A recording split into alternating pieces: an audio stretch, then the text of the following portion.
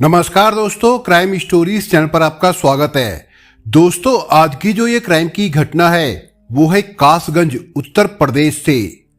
जब से ओमकार और ओमवती को पता चला था कि उनके यहाँ पैदा हुआ बच्चा ना लड़का है और ना लड़की, तब से पति पत्नी काफी परेशान थे। उत्तर प्रदेश के जिला कासगंज के थाना ढोलना के गांव पचगाई के रहने वाले ठाकुर ओमकार सिंह की ये चौथी संतान थी। ओमकार सिंह ने पत्नी को समझाया कि जो भी होगा देखा जाएगा, बस इतनी सावधानी रखना कि बच्चे की असलियत का किसी को पता ना चलने पाए। ओमकार और ओमवती ने बच्चे का नाम पुष्पेंद्र रखा। उन्होंने पुष्पेंद्र की असलियत अपने हिसाब से बहुत छिपाई, पर जब वो बड़ा हुआ तो उसकी चाल ढाल और हाव भाव से ही लोगों को उसकी असलियत का पता चल गया। फिर वही हुआ जिस बात का उन्हें डर था। एक दिन कासगंज की भोली किन्नर की नजर उस पर पड़ी तो उसने उसकी असलियत जान ली और उसे अपने साथ ले आई। उस समय पुष्पेंद्र की उम्र 12-13 साल थी। अब तक उसकी मां की मौत हो चुकी थी और पिता सन्यासी बन चुके थे। बड़े भाइयों की शादी हो चुकी थी। भाई उसे बोझ समझते थे और उनकी पत्नियां भी उसका जरा भी ख्याल नहीं रखती थी। इस तरह उसकी फिक्र करने वाला कोई नहीं था, इसलिए उसने भोली के साथ चले जाना ही उचित समझा। भोली के घर आकर शुरू में तो पुष्पेंद्र को ये सब बड़ा अजीब लगा, लेकिन उनके साथ रहते रहते उसे वहां अच्छा लगने लगा। वो भी उनके जैसे कपड़े पहनने लगा और उनके साथ बधाई गाने जाने लगा, क्योंकि अब तक उसे इस बात का एहसास हो गया था कि वो भी इन्हीं लोगों जैसा है। पुष्पेंद्र जब किन्नरों वाले सारे कामधाम सीख गया तो भोली उसे अपने गुरु पूजा के पास ले गई, जहां पूरे रीति रिवाज के अनुसार पुष्पेंद्र को पूजा ने अपने परिवार में शामिल कर लिया। उसका नाम रखा गया तमन्ना। तमन्ना कुछ दिनों तक तो भोली के साथ रही। उसके बाद वो अपने गुरु पूजा के साथ गंदे नाले स्थित उसके निवास पर रहने लगी। पुष्पेंद्र उर्फ तमन्ना ने अब तक अपनी जिंदगी के सच को सहज रूप से स्वीकार कर लिया था। पूजा के संरक्षण में वो मजे से रहने लगी थी। वो सुंदर थी और युवा भी, इसलिए वो जहां भी बधाई गाने जाती उसकी अच्छी कमाई होती। सब कुछ बढ़िया चल रहा था, लेकिन जब वो जवान हुई तो उसे साथी की जरूरत महसूस होने लगी। उसके दिन तो आराम से कट जाते थे, पर रातों को जब वो बिस्तर पर लेटती तो भविष्य को लेकर उसे नींद नहीं आती। वो यही सोचती रहती कि आखिर उसका भविष्य क्या होगा। प्रकृति की गलती की वजह से वो समाज से अलग हो गई थी। समाज उसे अपना नहीं मानता था। आखिर वो अपने इस दिल का क्या करे जो हजारों चाहते पाले था। उसका दिल चाहता था कि कोई उसे अपनी मजबूत बाहों में लेकर उसे प्यार करे। लोगों की खुशियों के लिए तमन्ना नाचती गाती थी, उनका दिल बहलाती थी, पर उसका अपना दिल बहलाने वाला कोई नहीं था। उसका तनमन पल भर के प्यार के लिए तरसता रहता था। कासगंज से सटे गांव बहेड़िया के रहने वाले मोहनलाल यादव के बेटे मुकेश यादव को बेटा पैदा हुआ तो तमन्ना साथियों के साथ उसके यहाँ पर बधाई गाने गई। उसने वहां ऐसा समा बांधा कि घर वालों ने खुश होकर उसे भी खुश कर दिया। यही नहीं, यही उसके जीवन में बहार आ गई। दरअसल वो मुकेश के छोटे भाई शेषपाल को भाग गई थी। उसने तमन्ना से उसका मोबाइल नंबर मांगा तो उसने अपना मोबाइल नंबर उसे दे दिया, लेकिन घर आकर जब तमन्ना ने शेषपाल के बारे में सोचा तो उसे लगा कि उसने ऐसे ही उसका नंबर नहीं लिया, क्योंकि नंबर मांगते समय शेषपाल की आंखों में जो चाहत नजर आई थी वैसी उसने किसी की आंखों में नहीं देखी थी।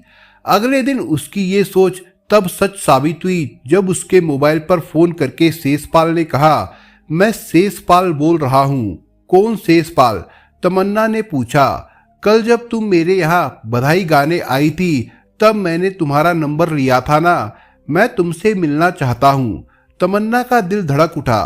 किसी लड़के ने पहली बार उससे मिलने की इच्छा जताई थी। तमन्ना सोच में पड़ गई कि वो क्या जवाब दे। वो जवाब देने के बारे में सोच ही रही थी कि शेषपाल ने ये कहकर फोन काट दिया कि कल दोपहर को वो बाजार में उसका इंतजार करेगा। तमन्ना को उस रात नींद नहीं आई। वो इसी सोच में रात भर करवट बदलती रही कि वो उससे क्यों मिलना चाहता है। अगले दिन सज धज कर वो किसी से कुछ कहे बिना शेषपाल से मिलने बाजार पहुंच गई। बीच बाजार में बात करना ठीक नहीं था, इसलिए शेषपाल उसे रिक्शे से शहर के बाहर ले गया।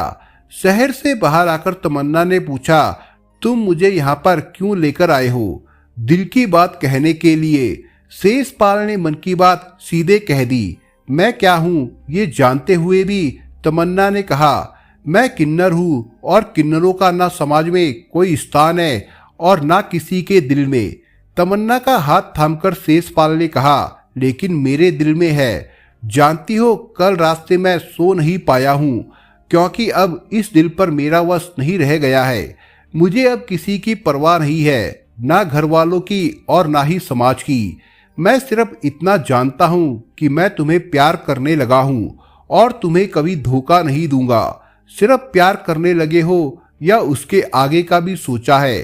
तुम मुझसे शादी करके अपनी पत्नी बनाकर मुझे अपने घर में रख सकते हो। बिल्कुल रखूंगा, कसम खाता हूँ। ये कहकर शेषपाल ने तमन्ना को बाहों में भर लिया। तमन्ना उसकी बाहों में समा गई थी। उसे कब से एक ऐसे ही मर्द की तलाश थी। उसे लगा कि अब उसकी तलाश पूरी हो गई है। शेषपाल टेम्पो चलाता था। उस दिन के बाद जब भी उसे मौका मिलता वो तमन्ना को अपने टेम्पो में बैठाकर शहर से बाहर निकल जाता और एकांत में उसके साथ भविष्य के सपने सजाता।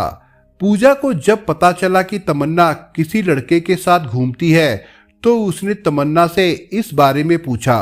सच्चाई बताने के बजाय उसने बात को टाल दिया।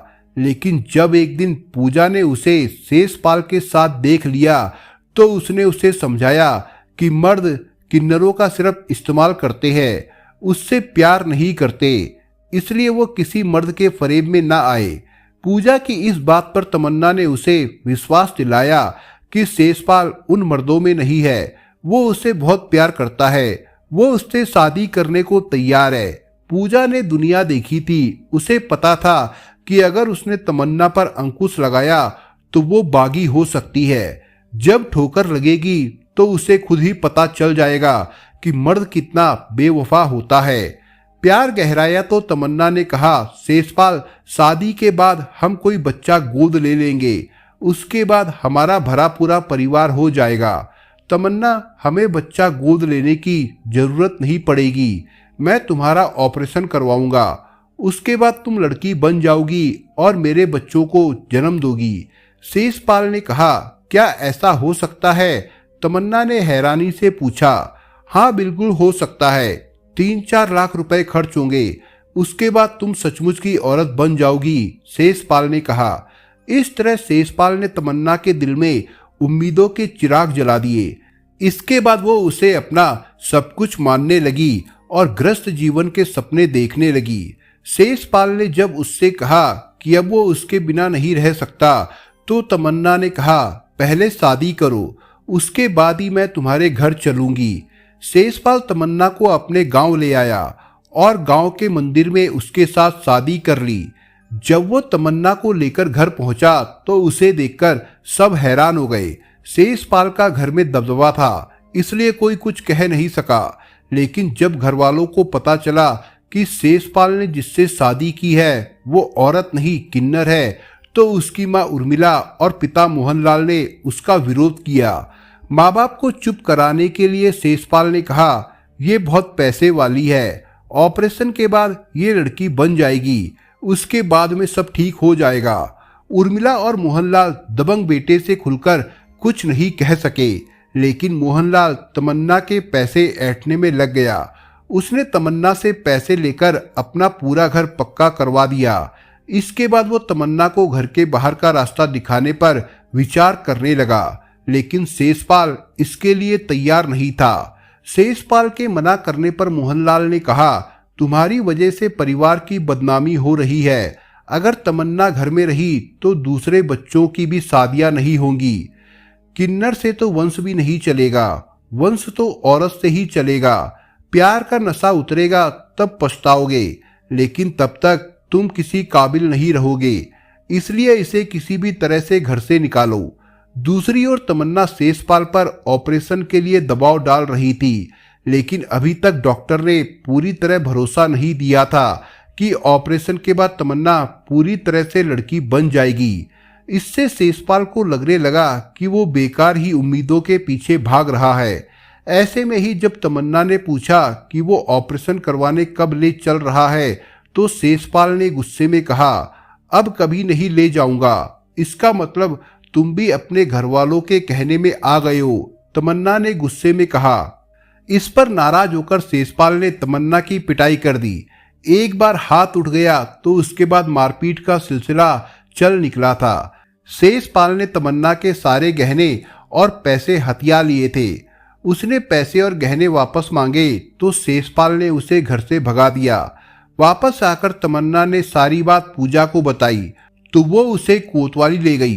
तमन्ना ने सीओ साहिब हैदर को सारी बात बताई तो उन्होंने 7 अक्टूबर 2015 को शेषपाल और उसके भाइयों मुनेश तथा रजनेश के खिलाफ धारा 323, 504, 506 के तहत मुकदमा दर्ज कर दिया। मुकदमा दर्ज होने की जानकारी शेषपाल को हुई तो वो परेशान हो उठा। उसे जेल जाने का डर सताने लगा।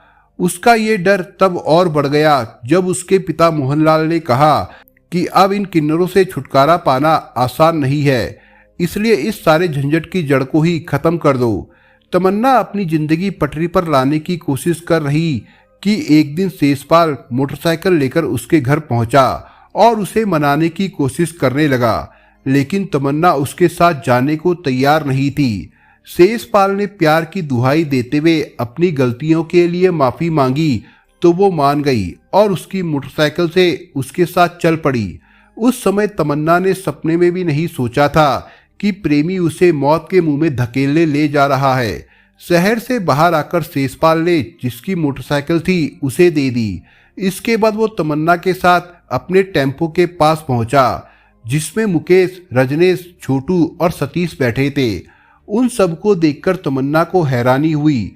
वो कुछ कहती उसके पहले ही शेषपाल ने कहा, तमन्ना अब हम नए सिरे से जिंदगी शुरू करना चाहते हैं, इसलिए घर जाने से पहले हम सब योगीपुर के माता के मंदिर में माथा टेकने चल रहे हैं। बिना कुछ कहे तमन्ना टेम्पो में बैठ गई, लेकिन जब टेम्पो सोरो पार करके गंगा नदी के किनारे की ओर बढ़ने लगा तो उसे कुछ संदेह हुआ। उसने पूछा, हम किधर जा रहे हैं? शेषपाल ने हंसते हुए कहा, हम तुम्हारी अंतिम यात्रा पर जा रहे हैं। ये सुनकर तमन्ना कांप उठी। वो समझ गई कि आज उसकी जान खतरे में है, लेकिन दूर दूर तक वहां कोई नहीं था, इसलिए वो कुछ कर नहीं सकी। जैसे ही टेम्पो गंगा किनारे रुका वो कूदकर भागी। 3 लोगों से वो कैसे बचकर भाग सकती थी? उन्होंने उसे घेर लिया और उसी के दुपट्टे से उसकी हत्या कर दी। इसके बाद 5 ने शव को जलाकर अस्थियां गंगा में बहा दी। जब तमन्ना घर लौटकर नहीं आई तो पूजा ने उसे फोन किया। उसका फोन नहीं मिला तो पूजा को लगा कि जरूर कुछ गड़बड़ है। उन्होंने ओमकार को बुलवाया और उन्हें साथ लेकर 18 फरवरी 2016 को वो एसपी सुनील कुमार से मिलने जा पहुंची। उनके आदेश पर कासगंज कोतवाली में धारा 364 के तहत मोहनलाल, शेषपाल, मुकेश, छोटू, रजनेश तथा सतीश के खिलाफ मुकदमा दर्ज कर लिया गया। 20 फरवरी को कोतवाली पुलिस ने मोहनलाल को गिरफ्तार कर लिया, जबकि बाकी नामजद अभियुक्त फरार हो गए थे। थाने में हुई पूछताछ में मोहनलाल ने बताया कि शेषपाल तमन्ना को ले तो आया था, लेकिन वो उसे कहाँ ले गया उसे मालूम नहीं है। पुलिस ने उसी दिन उसे अदालत में पेश किया, जहां से उसे जेल भेज दिया गया था।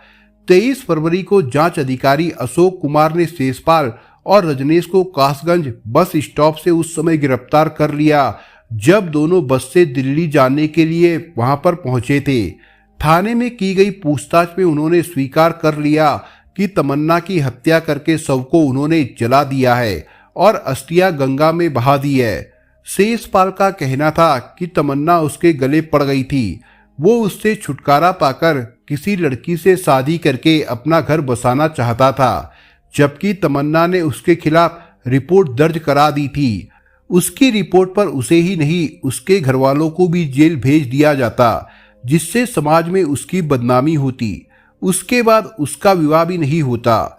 इसी बदनामी से बचने के लिए उसने तमन्ना को मार दिया था। उसके इस अपराध में मुकेश, छोटू और सतीश भी शामिल थे। शेषपाल ने यह अपराध करके खुद की जिंदगी तो बर्बाद की ही, इस अपराध में शामिल अन्य लोगों की भी जिंदगी बर्बाद कर दी। क्या उसने तमन्ना के पैसों के लिए उससे प्यार किया था? अगर सच्चा प्यार किया होता तो शायद उसे कभी मारता नहीं। उसने जो किया उसकी सजा तो उसे मिलेगी ही। आगे क्या होगा ये समय बताएगा।